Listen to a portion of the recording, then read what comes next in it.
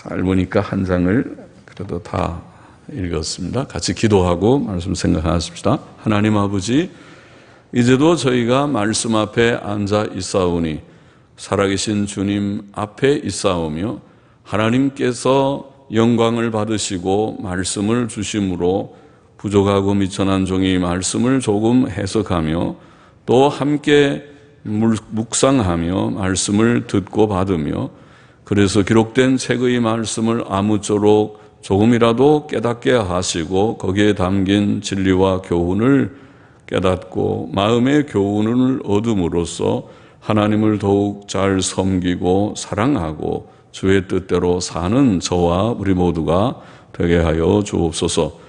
하나님의 영, 진리의 영께서 저희들 가운데 계셔서 저희들을 깨우쳐 주시고 또 진리 가운데로, 진리의 풍성함 가운데로 항상 인도하여 주옵소서. 예수님의 이름으로 기도하옵나이다. 아멘. 아멘. 자, 레위기 3장은 화목제에 대한 말씀입니다. 1장은 번제, 2장은 소제. 소제는 곡물제사라고 했죠. 곡식제사, 곡물제사. 그리고 3장은 화목제, 4장은 속죄제, 5장은 속건제. 그러면은 이제 5개의 제사, 5대 제사, 구약의 율법 제도 가운데서 주신 제사. 그거는 좀 기억할 만하겠죠. 하나님이 주신 제사가 굉장히 중요한 제도인데 제사는 5가지가 있고 또 성막의 제도, 성막의 모든 기구도 우리가 좀 기억할 만하고 그렇지요. 기본적인 성막 제도와 성막에서 드리는 제사 제도는 아주 율법의 기본적인 내용이 아닙니까? 3장은 화목제에 대한 규정입니다. 화목제는 우리가 읽어본 바와 같이 1절에 소로 드릴 수도 있고 그리고 또 6절입니까? 양으로 드릴 수도 있고 그리고 또 13절입니까? 보면은 염소로 드릴 수도 있습니다. 소나 양이나 염소나 다 화목제로 드릴 수 있고 자, 먼저 사람이 소로 드리려면 소의 경우나 또 양이나 염소의 경우가 비슷하니까 반복해서 우리가 생각할 것이 없을 수 있지만은 먼저 소의 경우를 보면 어떻게 드리는지 그 드리는 방법을 알 수 있는데 소로 드리려면 수컷이나 암컷이나 흠없는 것으로 여호와께 드리되 그 제물의 머리에 안수하고 회막문에서 그것을 죽이며 잡는다는 말은 죽인다는 말이죠. 지금도 잡는다는 말을 쓰는지는 잘 모르지만은 젊은 사람들은 혹 모를 수도 있을 것 같아요. 그 재물을 잡는 것이 아니라 이거 지금도 우리가 남아있죠. 사람 잡네, 사람 잡는다. 그 말은 사람 죽이겠다는 말로 쓰는 거죠. 죽인다는 말입니다. 재물을 잡는다는 말은 죽이는 것입니다. 재물을 죽이고 아론의 자손 제사장들은 그 피를 번제단 사면에 뿌려야 했습니다. 그것이 화목제의 제사를 드리는 방식입니다. 번제와 달리 화목제에서는 재물을 수컷이나 암컷을 다 쓸 수 있었습니다. 번제는 흠없는 수컷만 드려야 했는데 여기는 암컷도 드리게 했습니다. 그것은 화목제가 하나님께 드려지는 제사인 동시에 화목의 효력, 화목의 은혜, 화목의 효력에 제사 드리는 남녀 모두가 참여함을 나타내는 것 같습니다. 물론 제사에는 남녀 할 것 없이 모두들이 다 그 은혜를 받지만은 특별히 화목제에 특별하게 이렇게 수컷과 암컷을 다 아울러 쓰게 한 것도 어떤 뜻이 있지 않겠는가 생각합니다. 그래서 그것을 다 하나님과의 교제를 나타내는 화목하며 교제를 나누는 그런 어떤 뜻이라고 보는데 그것을 남녀가 다 참여하는 것을 나타내는 것이 아닌가 싶습니다. 예물의 머리에 안수하는 것은 제사 드리는 자의 죄를 전가하는 뜻이 있고 그것은 앞에 번제와도 같고 그 제물을 죽이고 그 피를 번제단 사면에 뿌리는 것은 속죄의 의미가 있다고 봅니다. 속죄는 대리적 형벌, 즉 우리가 받아야 할 죄의 벌을 짐승이 받는 것을 뜻합니다. 물론 짐승은 예수 그리스도를 상징했습니다. 화목제도 1차적으로 그러므로 속죄의 의미를 지닌다고 봅니다. 번제나 또 소제도 속죄적인 의미가 있다, 그렇게 해석을 했습니다. 그리고 화목제도 그러하다고 봅니다. 그러면 속죄제, 속건제는 명칭 그대로 속죄의 의미가 있으니까 모든 5가지의 제사의 제도는 1차적으로 속죄의 의미를 지닌다고 보아야 하겠습니다. 하나님과 사람들 간의 화목은 예수 그리스도의 속죄 사역에 근거합니다. 속죄의 성경적 의미는 화목을 포함합니다.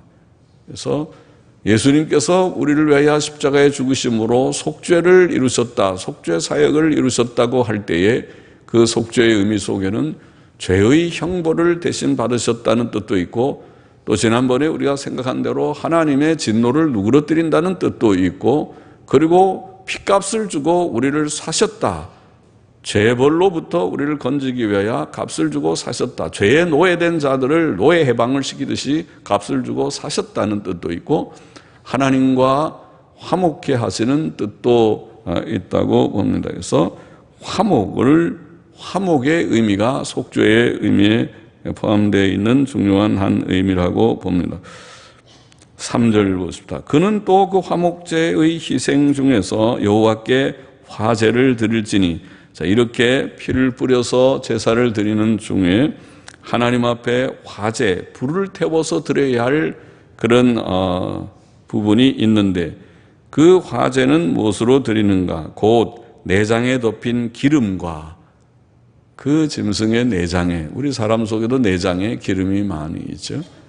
너무 많으면 곤란하죠. 그러나 적당한 기름들이 있는 것은 자연스러울 터인데 내장에 덮인 기름과 내장에 붙은 모든 기름과 모든 기름이라고 했습니다. 내장에 있는 덮인 기름, 붙어있는 모든 기름과 그리고 특별히 두 콩팥과 콩팥 요새는 콩팥이라는 말보다는 신장이라는 말을 많이 하죠.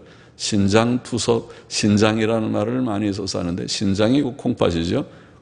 키드니라고 그러죠.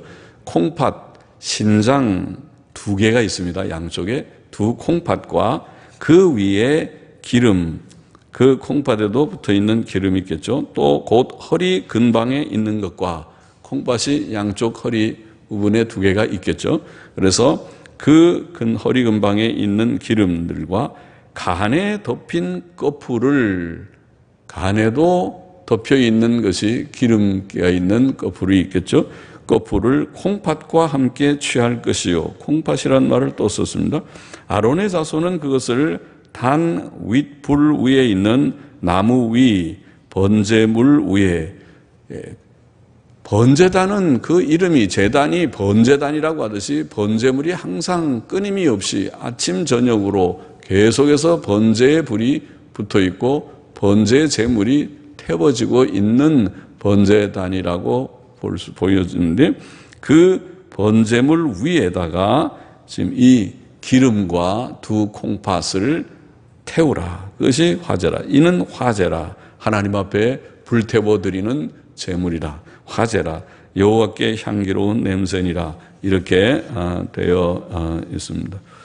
기름은 제물의 가장 좋은 부분을 가리키기도 하지만은 기름진 것, 또 기름은 맛있습니다.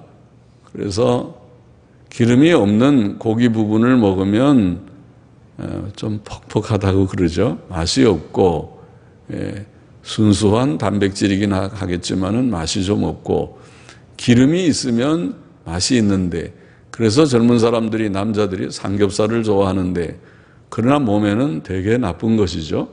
기름이 있으니까 동물성 기름이 나쁘다는 거 다 아니까 삼겹살 많이 먹으면 콜레스테롤이 높아지고 나중에 고혈압 생기고 그 다음에 뭐 여러 가지 문제가 생기게 되죠. 그거는 이제 조심을 하고 아주 기름을 빼야 되는데, 그러죠. 그런데 여튼 기름지다고 하는 것은 맛이 있고 좋은 부분이기는 합니다. 제일 좋은 건 꽃등심이죠. 제일 비싼 고기 부분이죠. 꽃등심은 그 속에 고기와 기름이 서로 섞여서 얼룩얼룩하게 아주 있기 때문에 모양도 좋고 먹으면 입에서 아주 살살 씹히는 그런 부분이지만은 몸에는 별로 그렇게 좋은 것이 아니죠. 기름이 많기 때문에 마블이라는 것은 속에 결국 기름이 다 섭섭이 있는 부분이 아닌가 싶습니다. 그래서 그런데 여하튼 좋은 부분이긴 하지만은 이 기름이라고 하는 것이 무엇을 상징할 것이라고 봅니다. 이 기름은 성경에서 아마 제가 어떤 근거나 이런 걸 확실히는 잘 모르지만 이 기름은 교만을 상징하는 것이 아니겠는가. 사람이 기름이라고 하는 것은 하나님의 말씀을 들을 때에 겸손히 말씀을 잘 받는 것과 대조해서 마음에 기름이 지면은 말씀이 들어가지를 않아요. 말씀이 우리 속에 오다가도 기름이 지면은 말씀의 화살이 옆으로 빗나가 버리듯이 명중을 하지 못하는 그런 교만하면, 사람이 교만하면 아무것도 들어오는 것이 없어요.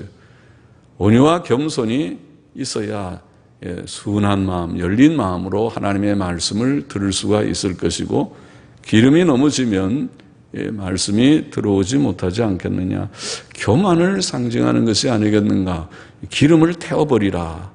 기름을 태워버리라. 그렇게 되어 있고, 또 하나 여기에 두 개의 콩팥을 태우라고 했는데, 이 사람의 몸속에 있는 이 두 개의 콩팥은 매우 중요한 기능을 한다고 합니다. 짐승도 마찬가지겠죠. 똑같은 비슷한 구조니까.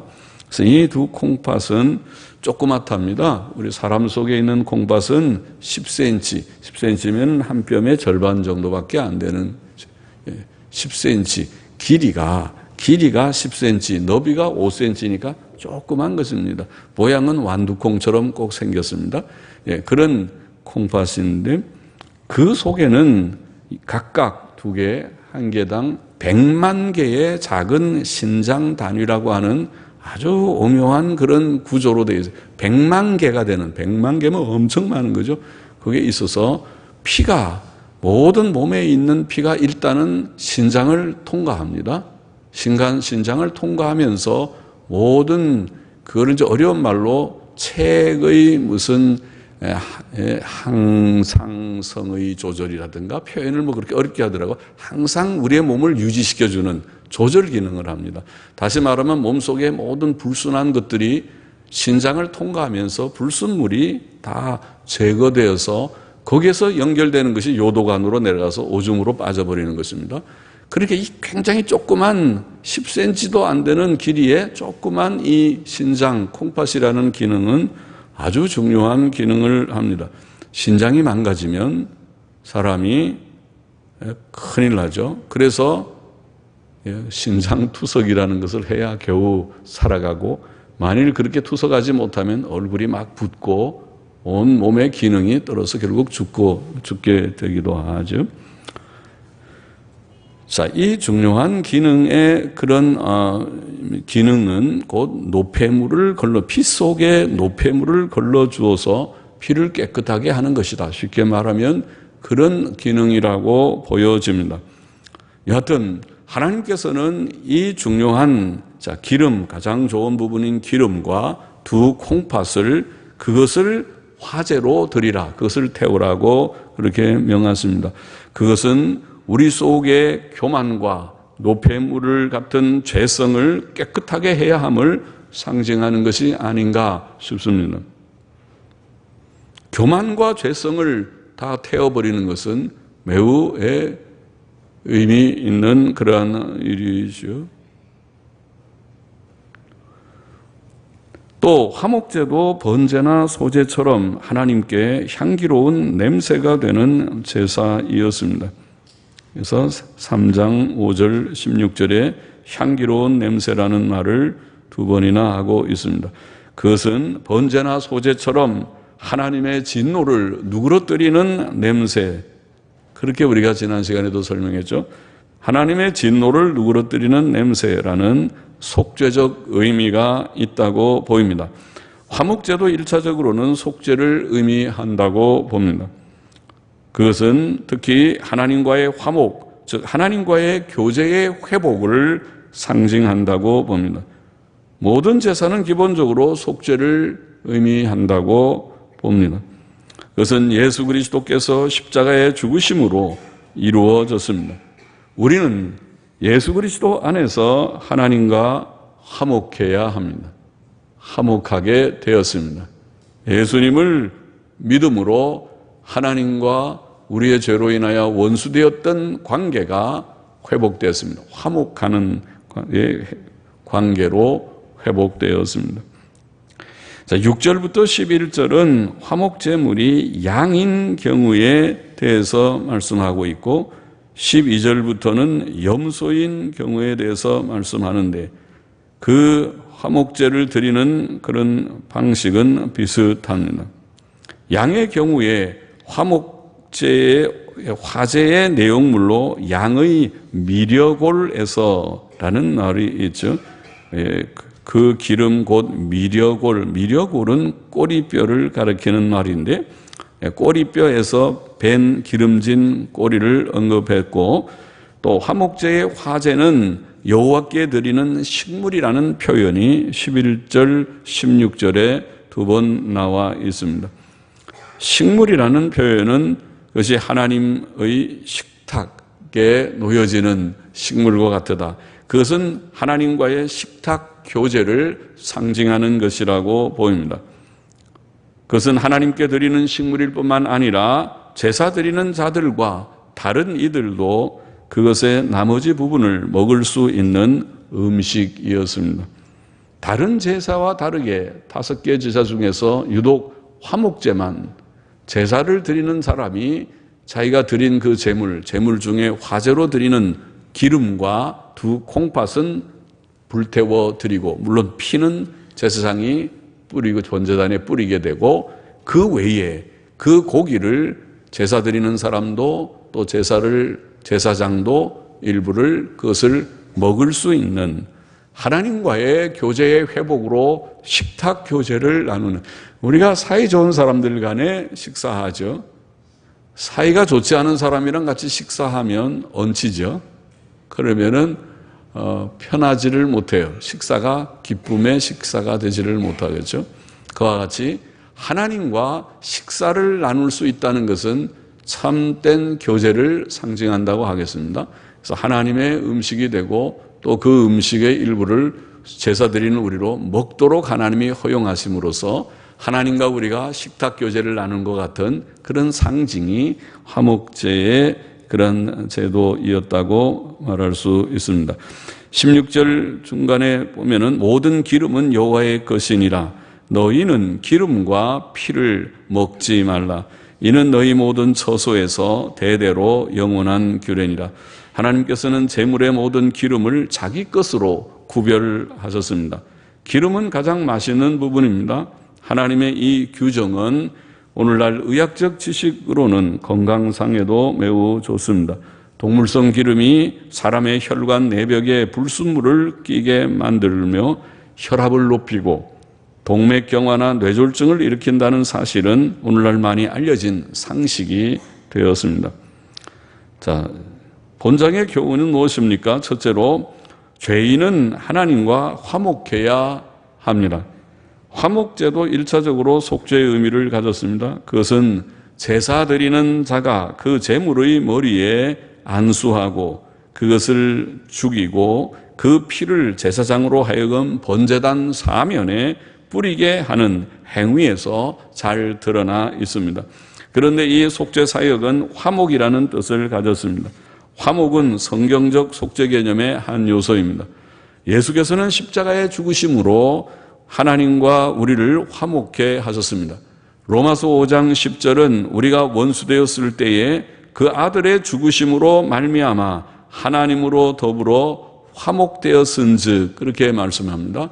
주님의 죽으심은 우리와 하나님과 우리 사이를 화목케 하시는 죽음이었습니다.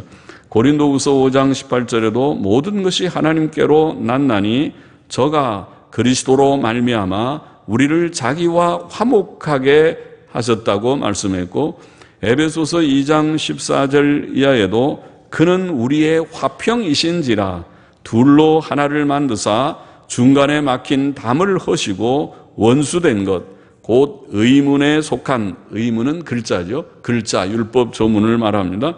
의문, 글자에 속한 계명의 율법을 자기 육체로 폐하셨으니 이는 이 둘로 자기 안에서 한 새 사람을 지어 화평하게 하시고 또 십자가로 이 둘을 한 몸으로 하나님과 화목하게 하려 하심이라.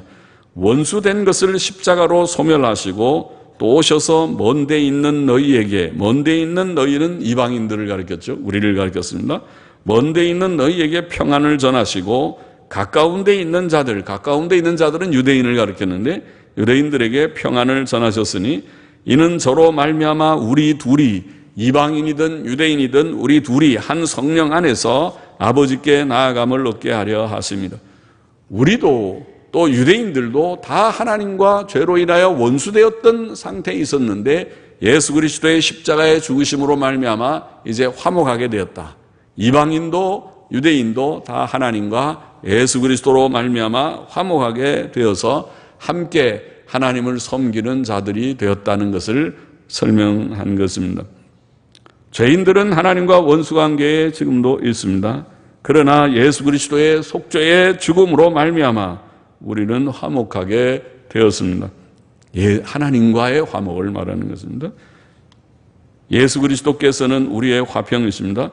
예수 그리스도를 믿고 죄 씻음 받은 자마다 하나님과 화목할 수 있습니다. 그러므로 바울은 우리가 그리스도를 대신하여 사신이 되어 하나님이 우리로 너희를 권면하시는 것 같이 그리스도를 대신하여 간구하노니 너희는 하나님과 화목하라, 이런 교훈도 하였던 것입니다.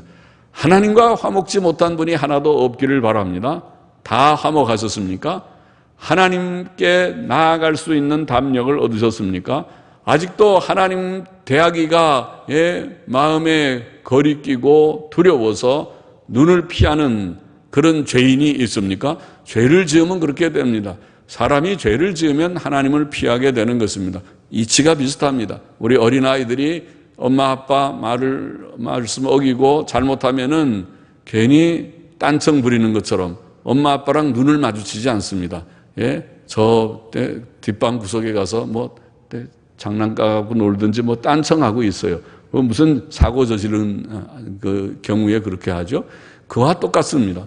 우리가 하나님 앞에서 정말 믿음의 정상적인 생활을 하면 더 가까이 나아갑니다. 하나님을 앙망하게 되고 의지하게 되지만은 죄를 지으면 점점 멀리 갑니다. 눈을 피하게 되고 자꾸 예배를 회피하게 되고 그렇게 될 것입니다. 그렇게 되지 않기를 원합니다. 여러분의 심령이 그렇지 않기를 원합니다. 하나님과 화목한 심령이 되어서 하나님 안에서 맑고 밝은 심정으로 하나님을 섬기고 하나님을 찾고 하나님의 이름을 부르고 하나님께 찬송을 기쁨으로 올리고 기도를 올리고 말씀을 읽을 때에 깨달아지고 아멘으로 화답이 되고 그렇게 되기를 원합니다. 하나님과 화목하는 우리가 되어야 하겠습니다. 둘째로 하나님과 화목한다는 것은 하나님과의 교제를 회복한다는 것을 의미합니다. 화목제는 하나님과의 교제의 회복을 상징합니다. 바쳐진 제물은 하나님께 드리는 음식이라고 불립니다. 또 화목제는 제사 드리는 자가 그 제물을 먹을 수 있는 제사입니다. 그것은 식탁 교제를 의미합니다. 모든 사람은 죄로 인해 하나님과의 화목을 잃어버렸었고 하나님과 원수 관계에 있었습니다. 우리가 구원받은 후 누리는 큰 특권의 하나는 하나님과의 교제가 회복되는 것입니다. 사도 바울은 말하기를 그러므로 우리가 믿음으로 의롭다 하심을 얻었은즉 우리 주 예수 그리스도로 말미암아 하나님으로 더불어 화평을 누린다. 바울은 화평을 누리자. 우리말은 그렇게 번역되어 있고 또 전통적인 본문에는 화평을 누린다고 되어 있습니다. 예수 그리스도를 믿음으로 의롭다 하심을 얻었기 때문에 이제는 죄 문제가 해결됐기 때문에 내 추하고 더러운 죄, 우리가 죄를 지으면은 가슴이 떨리고 두려워서 하나님의 낯을 보기가 어렵고 하나님의 얼굴을 보면 하나님이 화를 내는 얼굴로 우리를 쳐다보면 이놈 너 죄를 짓고 그렇게 하면서 나를 섬긴다고 그래 하고 막 야단을 칠 것 같고 그 하나님의 얼굴을 보면 금방 가슴이 심장이 멎어서 죽을 것 같은 그런 두려움이 있지만은 예수 그리스도의 피로 죄 씻음을 받은 것을 깨닫게 되고 그것을 믿게 되고 확신하게 될 때에 그럴 때에 감히 주여 나는 부족한 죄인이지만 나는 예수님의 공로를 의지하여 주님께 이제 나옵니다고 주님 앞에 나아갈 수 있는 그런 우리가 되었다는 말이죠. 하나님과 화평을 누리게 되었다. 구원은 하나님과의 교제의 회복입니다. 하나님과의 교제는 무엇보다 말씀과 기도의 삶입니다. 우리가 성경을 읽을 때 마음이 열리고 깨달아지는 것과 또 우리가 기도할 때 마음의 문이 활짝 열리는 것은 바로 하나님과의 교제가 회복된 증거입니다. 대화가 없는 교제는 없습니다. 서로 교제한다고 앉아 있으면서 가만히 아무 말도 안 하고 있으면 교제가 아니죠. 정말 답답하고 힘든 시간이죠. 그러나 정말 사랑하는 자들 간의 교제라고 하는 것은 끊임없는 대화를 우리가 주고받고 상대의 마음을 우리가 읽고 또 자기의 마음을 표현하고 하게 되겠죠. 우리가 에녹처럼 하나님과 교제하며 동행하며 사는 것은 땅 위에서 매우 큰 특권이 아닐 수 없습니다. 날마다 성경을 읽고 기도함으로 하나님과 교통하고 동행하는 사람은 참으로 행복한 사람입니다. 모세는 네 하나님 여호와를 경외하여 그를 섬기며 그에게 친근히 하라고 교훈하였습니다. 신명기 10장 20절 말씀. 친근히 하라는 원어는 꼭 붙들라는 뜻이라고 자주 설명드렸습니다. 우리는 하나님을 꼭 붙들고 따르듯이 하나님과 많이 대화하듯이 하나님의 말씀, 성경 말씀을 우리가 늘 읽을 때에 우리 속에 깨달아지고 아멘으로 하나님의 음성이 우리에게 들려지고 또 우리가 하나님 앞에 인격적으로 모든 우리의 중심을 하나님을 기뻐하는 기쁨도 하나님께 대한 또 죄송하는 모든 고백도 또 하나님께 우리의 소원을 아뢰는 모든 아뢰음도 하나님께 다 아뢰일 수 있는 그런 교제가 이루어진다는 말.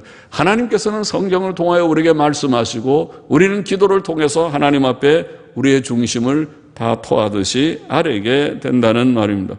그것은 친밀한 교제를 가리킵니다. 여러분은 하나님과 화목하셨습니까? 여러분은 하나님과 친밀한 교제를 나누고 계십니까? 오늘도 성경을 읽을 때 성경만 읽으면 졸려요. 그러지 않고 피곤할 때 읽으면 졸리기도 하시겠지만은 성경을 읽는 것이 꿀과 같고 꿀송이 같이 달고 맛있습니다. 성경을 연구하는 것이 금광을 파듯이 내가 아주 흥미진진하게 성경을 읽습니다. 그렇게 하고 계시냐는 말씀이죠. 그렇게 되기를 바랍니다. 여러분이 연세가 많고 할 일이 점점 이제는 내가 이제 세상 일들 다 은퇴고 할 일이 적다. 그렇게 하시는 분들이라도 성경 읽는 일은 놓지 마시기를 바랍니다. 늙음하게 그 할아버지 할머니가 집에 가보니까 성경책 펼쳐놓고 어떤 데는 옥편도 펼쳐놓고 영어를 좀 하는 사람은 영어 성경도 한쪽에 펼쳐놓고 그리고 열심히 성경을 읽고 모르는 거는 사전을 찾아보고 옥편을 찾아보고 또 영어 성경을 좀 뒤져보면서 책을 읽고 있더라. 이렇게 다 되면 좋겠습니다. 성경을 읽고 또 오늘도 기도를 하고 하나님 앞에 기도하는 성경 읽고 기도하는 하나님과 친밀한 교제를 누리며 사는 모두들이 되기를 원합니다. 셋째로 화목제는 감사의 의미도 있다고 학자들은 그렇게 말합니다. 레위기 7장에 보면 화목제에는 감사제, 서원제, 자원제 등 세 가지가 있습니다. 하나님과 화목되고 교제의 회복을 얻은 자마다 하나님의 은혜에 감사하며 찬송할 것입니다. 시편 50편 저자는 50편 14절 이하에 보면 감사로 하나님께 제사를 드리며 지극히 높으신 자에게 네 서원을 갚으라고 말했습니다. 또 시편 116편 저자는 여호와께서 내게 주신 모든 은혜를 무엇으로 보답할꼬 내가 주께 감사제를 드리고 여호와의 이름을 부르리이다. 하나님의 크신 은혜를 경험하고 체험하고 또 그것을 깨닫는 자마다 하나님 앞에 감사의 제사를 올린다. 그게 화목제입니다. 하나님 앞에 감사합니다. 하나님 감사합니다. 참으로 감사합니다. 하나님께 감사하며 영광을 돌리게 될 것이라는 말입니다. 사도 바울도 범사에 우리 주 예수 그리스도의 이름으로 항상 아버지 하나님께 감사하라고 에베소 5장 20절에 교훈했고, 또 무엇을 하든지 말에나 일에나 다 주 예수의 이름으로 하고 그를 힘입어 하나님 아버지께 감사하라고 하였습니다. 골로새서 3장 17절에 그렇게 말씀했습니다.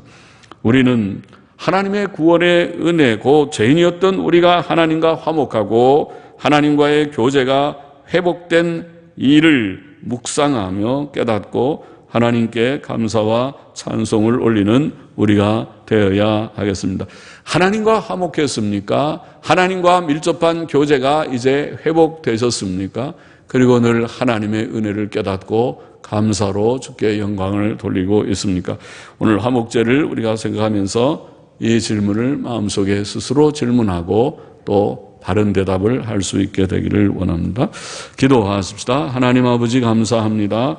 우리가 하나님과 원수되었었지만은 예수 그리스도의 십자가의 죽으심으로 하나님과 화목되는 은혜를 우리에게 주셨고, 우리가 하나님과 원수되었을 때는 하나님과 친밀한 교제를 나누지 못하였으나 이제 화목된 이제 우리가 말씀과 기도로 주님과 교제하며 친밀히 교제하며 동행할 수 있게 하신 것을 할렐루야 감사드립니다. 아버지 하나님의 모든 이 구원의 놀라운 은혜를 늘 깨닫고 범사에 감사하면서 하나님 섬기며 살아가는 저와 우리 모두가 되게 하여 주옵소서. 감사하며 예수님의 이름으로 기도하옵나이다. 아멘.